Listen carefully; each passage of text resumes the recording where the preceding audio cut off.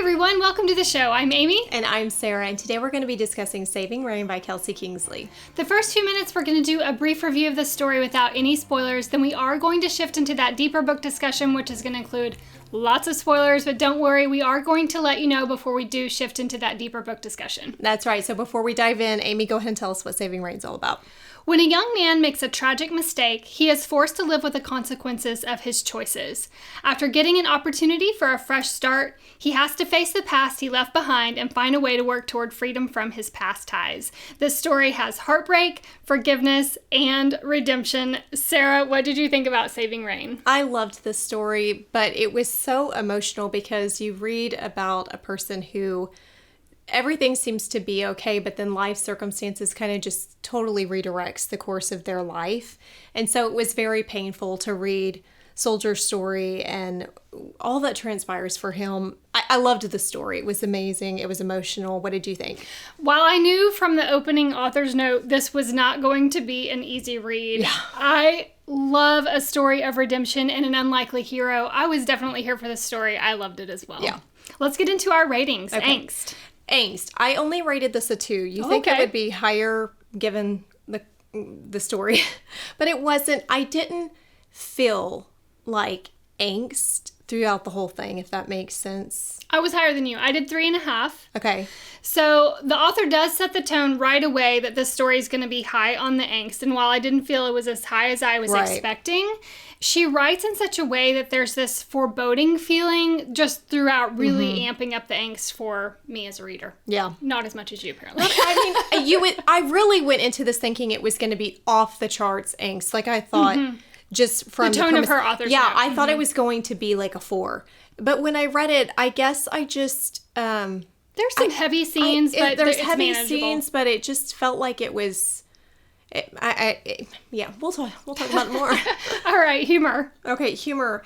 A 0.25. Okay, I did 0.5, and even that was high. Yeah, it was high. I think I chuckled once or twice, maybe. Yeah. It's definitely not a comedy by any means. No, it's not. Spiciness. Spice. This was just a 1 for me. Same. Yeah. It wasn't over the top. There are some scenes, but they're tame and they're not overly destructive. Yeah, they're very, very tame. Tears. It was a 3. I gave it a 3 as well. Yeah. Tell me why. It felt more heartbreaking than it did angsty for me. I felt more devastation for the characters, for the trauma they experience in life, for the loss, for the grief, for just the direction that a character's life takes. And it's really kind of, because things happen the way they happen, their whole life changes. And it was really kind of out of their hands. So the male main character suffers a lot of heartbreak in his life, and that was where the tears came in for me. There's definitely some heavy moments. I cried in this story, and I teared up multiple times throughout the story, so that's why I gave it 3. All right, overall this was a 4.5 for me. It was such a good story. It was so good. I did 4.25, but I really I should do I'm going to do a 4.5. You should. Right here. Right now, folks. I don't do it very often, but this story stayed with me for a while. It's been a few weeks since I've read it. I'm still thinking about it, and